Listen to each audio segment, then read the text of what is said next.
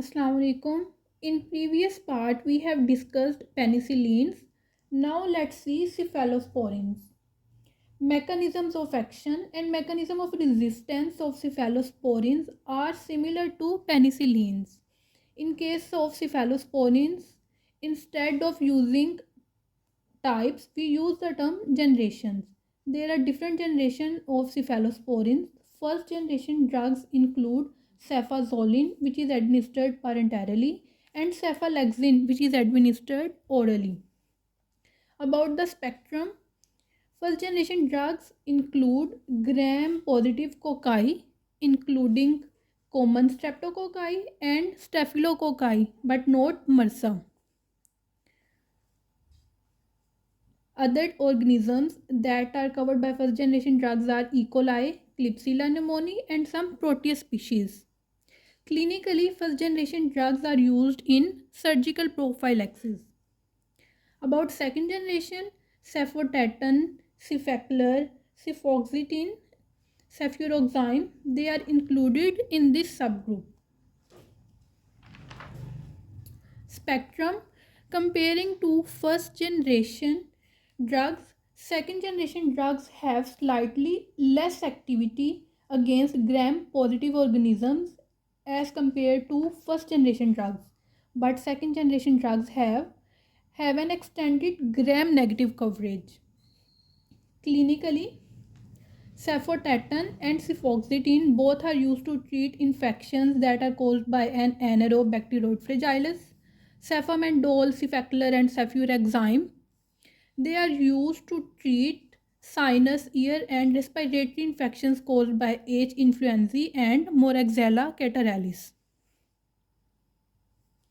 About third generation drugs, ceftriaxone, which is administered intramuscularly, cefotaxime parenterally, cefixime orally, cefdinir, cefaparazone. They all are included in this subgroup. Let's see their spectrum. Gram positive and gram negative cocci plus many gram negative rods are covered by third generation drugs.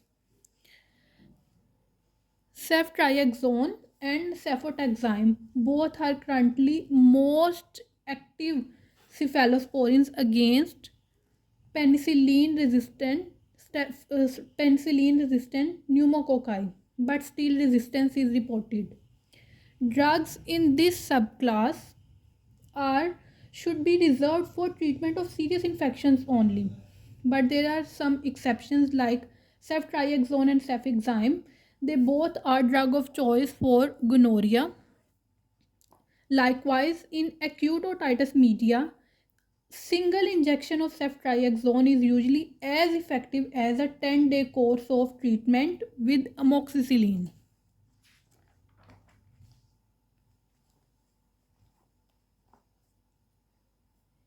Next we have fourth generation drug cefepime, which is administered intravenously.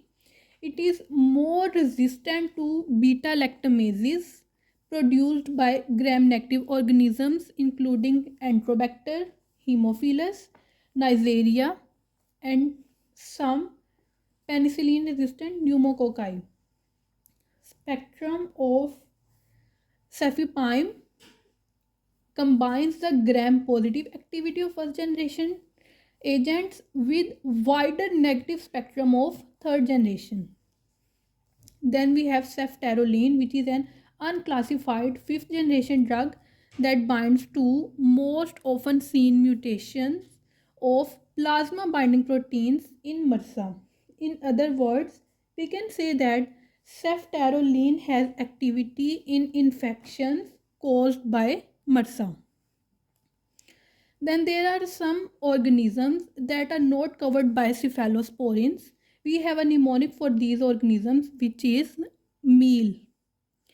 M is for MRSA, E stands for enterococci, A means atypical like chlamydia and mycoplasma, L is for Listeria monocytogenes.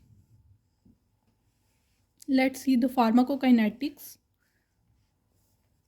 Several cephalosporins are available for oral use, but most are administered parenterally. About excretion, cephalosporins are similar to penicillins in many aspects, like renal clearance is similar to penicillins with active tubular secretion blocked by proban acid. We have discussed this point in our video of penicillins. So, dose reduction is required in renal dysfunction. Cephalosporin and ceftriaxone both are excreted mainly in bile.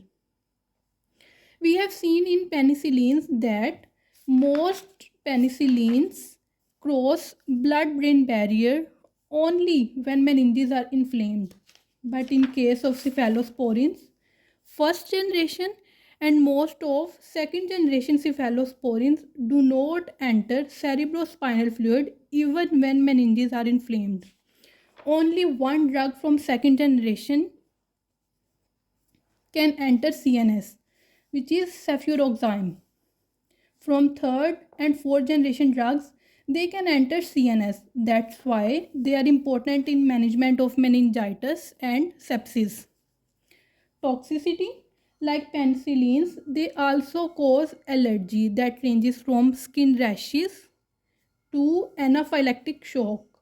But these reactions are more common with penicillins and less common with cephalosporins. Assume complete cross hypersensitivity between cephalosporins. It means if a person has allergy with one type of one drug of cephalosporin, there are chances that that person has allergy with other drugs of cephalosporins too.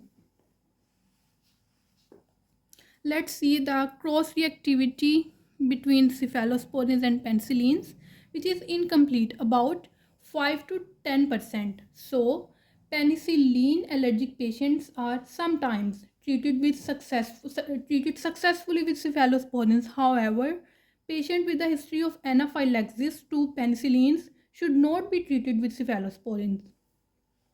Such patients are treated with, in case of gram positive, considered macrolides, and in case of gram negative, consider Aztreonams. Other side effects include pain at intramuscular injection site and after intravenous administration, phlebitis.